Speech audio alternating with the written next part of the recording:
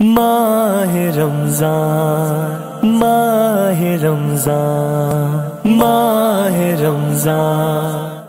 الحمدللہ رب العالمین والعاقبۃ للمتقین والصلاة والسلام علی سید الانبیاء والمرسلین اما بعد۔ رمضان کے مہینے سے قبل کچھ مسائل ایسے ہیں، کچھ چیزیں ایسی ہیں کہ جن کی طرف ہمیں انتہائی زیادہ توجہ کرنی چاہیے۔ ان میں سے سب سے پہلی بات تو یہ ہے کہ ہماری نمازیں، ہمارے روزے، صدقات، حج، عمرہ، جتنے بھی ہمارے اعمال ہیں، ان کی قبولیت کے لیے سب سے بنیادی چیز ہمارا وہ عقیدہ ہے۔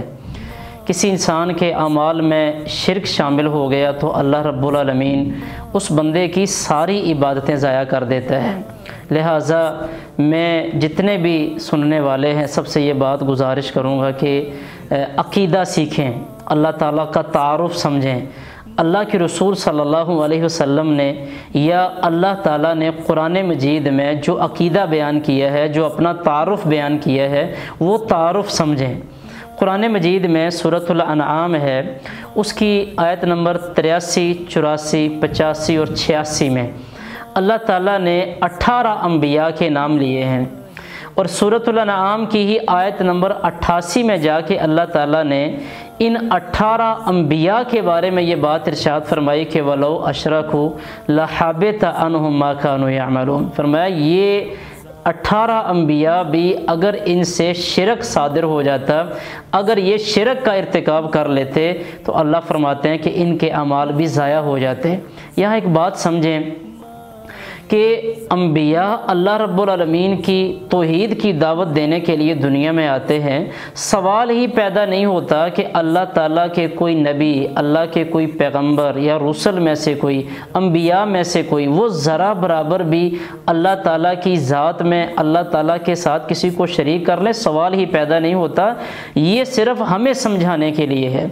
کہ اگر ان لوگوں کے ساتھ اگر اللہ تعالیٰ یہ معاملہ کرے گا کہ اگر ان سے شرک صادر ہوتا تو لوگوں کو یہ سمجھایا،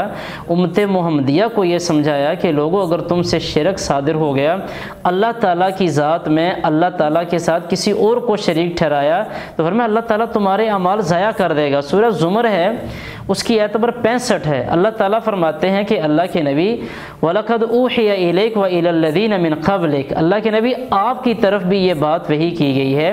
آپ سے جو پہلے لوگ تھے ان کو بھی یہ بات بتائی گئی تھی کہ لَإِنْ أَشْرَكْتَ لَيَحْبَطَنَّ عَمَلُكَ، کہ اللہ کے نبی اگر آپ سے شرک کا صدور ہو گیا کہ کسی معاملے میں اگر کمی یا کوتاہی ہو گئی اللہ تعالیٰ کی توحید کے حوالے سے تو فرمایا اللہ کے نبی آپ کے اعمال ضائع ہو جائیں گے۔ یہاں بھی ایک بات یہ سمجھیں، نبی کریم صلی اللہ علیہ وسلم سے یہ تصور ہی نہیں، سوال ہی پیدا نہیں ہوتا کہ اللہ کے رسول صلی اللہ علیہ وسلم سے اللہ تعالیٰ کی توحید کے بارے میں کوئی کمی یا کوتاہی ہو جائے، سوال ہی نہیں پیدا ہوتا۔ یہ بھی ہمیں سمجھانے کے لیے اللہ تعالیٰ یہ فرما رہے ہیں کہ اس معاملے کی سنگینی اتنی ہے، انسان کے اعمال ضائع ہو جاتے ہیں، انسان کے اعمال برباد ہو جاتے ہیں۔ نبی کریم صلی اللہ علیہ وسلم کے دور میں کتنے ایسے لوگ تھے کہ جو نیک عمل کرتے تھے، اللہ تعالیٰ پہ ایمان نہیں تھا، نبی کریم صلی اللہ علیہ وسلم نے فرمایا کہ جہنم میں جائیں گے۔ لہٰذا یہ رمضان کا مہینہ ہے، اس کو غنیمت سمجھیں۔ اس رمضان کے مہینے میں تہیہ یہ کریں، اصول یہ بنائیں، ارادہ یہ کریں کہ ہر رمضان میں ہم نے قرآن مجید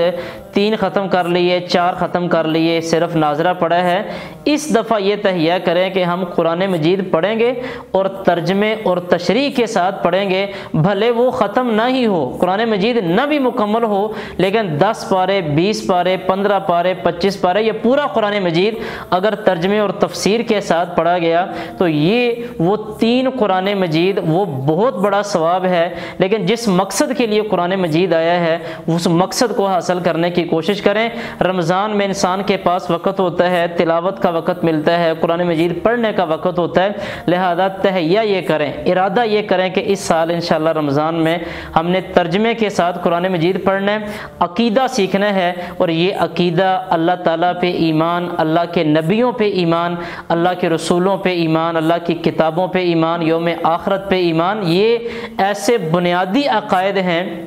کہ جو ہماری عبادات کی حفاظت کرنے والے ہیں۔ اللہ تعالی ہمیں صحیح معنوں میں عقیدہ توحید کو سمجھنے والا اور اس پہ کاربند بنائے۔ اللہ تعالی ہمارے جو عبادات ہیں اللہ تعالی ان کی حفاظت فرمائے، ان کو قبول فرمائے۔ اقول قولی ھذا واستغفر اللہ لی ولکم ولسائر المسلمین والمسلمات والمؤمنین والمؤمنات۔